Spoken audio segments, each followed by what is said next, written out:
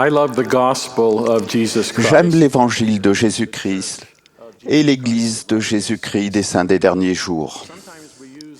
Parfois, nous utilisons indifféremment les termes évangile et Église, mais ce n'est pas la même chose. Ils sont cependant intimement liés et nous avons besoin des deux. L'Évangile est le glorieux plan de Dieu qui nous donne, à nous, ses enfants, l'occasion de recevoir tout ce que le Père a. C'est ce qu'on appelle la vie éternelle et qui est décrit comme étant le plus grand de tous les dons de Dieu. Une partie essentielle de ce plan est notre expérience terrestre, un temps pour acquérir la foi, pour nous repentir et nous réconcilier avec Dieu. Sachant que nos faiblesses humaines rendraient cette vie profondément difficile, puisqu'il y aurait une opposition en toutes choses et que nous ne pourrions pas purifier nos propres péchés, il nous fallait un sauveur. Quand Elohim, le Dieu éternel et Père de tous nos esprits, a présenté son plan du salut, l'un d'entre nous a dit « Me voici, envoie-moi ». Son nom était Jéhovah. Né d'un Père céleste, à la fois spirituellement et physiquement, il possédait l'omnipotence pour vaincre le monde. Né d'une mère terrestre, il était sujet à la douleur et à la souffrance de la condition mortelle. Le grand Jéhovah s'appelait aussi Jésus, et on lui a aussi donné le titre de Christ, ce qui signifie le Messie au loin. Le couronnement de son ministère a été l'expiation, où Jésus le Christ est descendu au-dessous de tout, ce qui lui a permis de payer une rançon rédemptrice pour chacun de nous. Jésus-Christ a fondé son Église pendant son ministère terrestre. Le Sauveur a établi son Église sur le fondement des apôtres et des prophètes. Dans cette dispensation de la plénitude des temps, le Seigneur a rétabli ce qui avait existé et a dit, en disant explicitement à Joseph Smith, le prophète, « J'établirai une Église par ta main ». Jésus-Christ était et est le chef de son Église, et il est représenté sur terre par des prophètes qui détiennent une autorité apostolique. C'est une Église magnifique. Son organisation, son efficacité et sa bonté pure sont respectées par toutes les personnes qui cherchent sincèrement à la comprendre. L'Église a des programmes pour les enfants, les jeunes, les hommes et les femmes. Elle a plus de 18 000 belles églises. 136 temples majestueux sont répartis sur la terre et 30 autres sont annoncés ou en construction.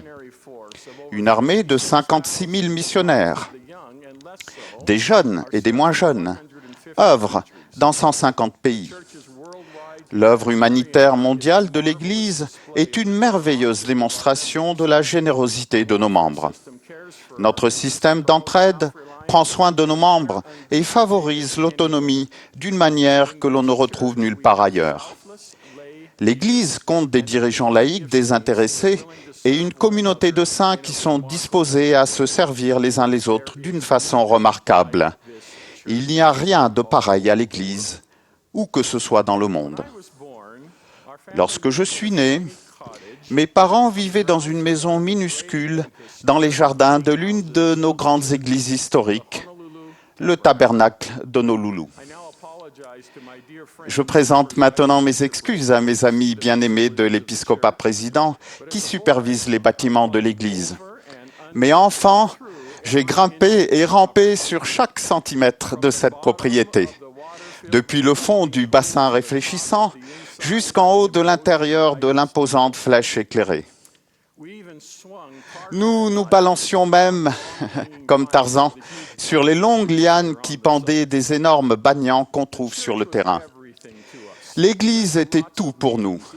Nous assistions à de nombreuses réunions, encore plus que nous n'en avons aujourd'hui. Nous allions à la primaire le jeudi après-midi. Les réunions de la Société de secours avaient lieu le mardi matin.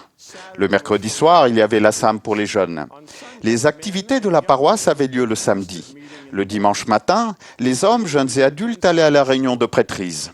Vers midi, nous assistions à l'école du dimanche, puis nous revenions le soir pour la réunion de Sainte-Seine. Avec les allées et venues, et les réunions s'étalant sur toute la journée du dimanche et la plupart des autres jours de la semaine, Les activités de l'Église semblaient accaparer tout notre temps. Autant j'aimais l'Église, autant c'est pendant mon enfance que pour la première fois, j'ai senti qu'il y avait vraiment quelque chose de plus. Quand j'avais 5 ans, une grande conférence a eu lieu dans le tabernacle. Nous avons descendu le chemin où nous vivions jusqu'à un petit pont conduisant à l'imposante église et nous nous sommes assis vers le 10e rang de la grande salle de culte. David O'Mackey, alors président de l'église, a pris la parole à cette réunion qu'il présidait. Je ne me rappelle rien de ce qu'il a dit, mais je me souviens encore très bien de ce que j'ai vu et ressenti. Le président Mackey portait un costume couleur crème. Et avec ses cheveux blancs ondulés, il semblait très majestueux. Dans la tradition des îles, il portait un triple collier d'œillets rouges. Pendant qu'il parlait, j'ai ressenti quelque chose d'intense et de très personnel. J'ai plus tard compris que je ressentais l'influence du Saint-Esprit. Nous avons chanté le cantique de clôture. Qui donc est au Seigneur? Voici venu le temps de demander sans peur. Qui donc est au Seigneur? À ces paroles chantées par près de 2000 personnes, mais qui semblaient ne poser la question qu'à moi seul, je voulais me lever et répondre « moi ». Certains membres en sont venus à penser qu'être pratiquant dans l'Église est le but ultime. Mais il y a là un danger. Il est possible d'être pratiquant dans l'Église et non pratiquant dans l'Évangile. Je vais développer. Être pratiquant dans l'Église est un but grandement désirable. Cependant, c'est insuffisant. Être pratiquant dans l'Église est une indication extérieure de notre aspiration spirituelle. Si nous allons à nos réunions, détenons et remplissons des responsabilités de l'Église et servons les autres, c'est observable publiquement. Par contre, les choses de l'Évangile sont habituellement moins visibles et plus difficiles à mesurer. Mais elles ont une plus grande importance éternelle. Par exemple, à quel point avons-nous vraiment la foi? À quel point sommes-nous repentants? Quelle place accordons-nous aux ordonnances dans notre vie? À quel point sommes-nous concentrés sur nos alliances? Je le répète, nous avons besoin de l'Évangile et de l'Église. En fait, le but de l'Église est de nous aider à vivre l'Évangile. Nous nous demandons souvent comment quelqu'un qui a été pleinement pratiquant dans l'Église dans sa jeunesse peut-il ne plus l'être quand il est plus âgé? Pourquoi un adulte qui venait régulièrement à l'Église et y œuvrait arrête-t-il de venir? Comment une personne qui a été déçue par un dirigeant ou un autre membre permet-elle que cela mette fin à sa participation à l'Église? Peut-être que la raison est qu'elle n'était pas suffisamment convertie à l'Évangile, aux choses de l'éternité. Je suggère 3 façons fondamentales de faire de l'Évangile notre fondation. Approfondir notre compréhension de la divinité. Une connaissance et un amour soutenu pour les 3 membres de la divinité sont indispensables. Priez le Père avec conviction, au nom du Fils, et recherchez l'inspiration du Saint-Esprit. Associé à une étude régulière et une humble méditation, construisez régulièrement une foi inébranlable en Jésus-Christ. Car comment un homme connaît-il le Maître qu'il n'a pas servi et qui est un étranger pour lui et loin des pensées et des intentions de son cœur? Concentrez-vous sur les ordonnances et les alliances.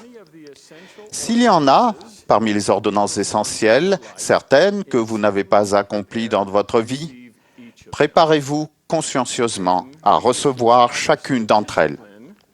Ensuite, nous devons déterminer la discipline qui nous permettra de vivre fidèles à nos alliances en utilisant pleinement le don hebdomadaire qu'est la Sainte Seine. Nombre d'entre nous ne sont pas régulièrement changés par son pouvoir purificateur à cause de leur manque de révérence pour cette ordonnance sainte. Unissez l'Évangile à l'Église.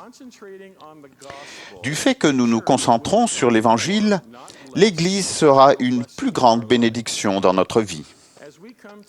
Et du fait que nous allons à chaque réunion préparer à chercher la connaissance par l'étude et aussi par la foi, le Saint-Esprit sera notre instructeur.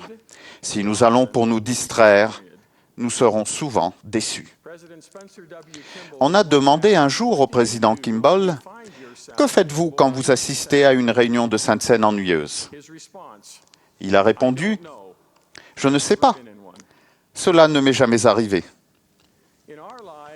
Dans notre vie, nous devons désirer ce qui s'est passé après que le Seigneur est allé parmi le peuple du Nouveau Monde et a fondé son Église. Les Écritures disent « Et il arriva qu'ils allèrent ainsi parmi tout le peuple de Néphi et prêchèrent l'évangile du Christ à tout le peuple à la surface du pays. Et il fut converti au Seigneur et fut uni à l'Église du Christ.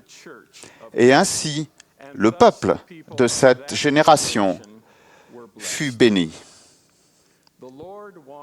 Le Seigneur veut que les membres de son Église soient pleinement convertis à son Évangile. C'est la seule façon sûre d'avoir une sécurité spirituelle maintenant et le bonheur pour toujours. Au nom de Jésus-Christ, Amen.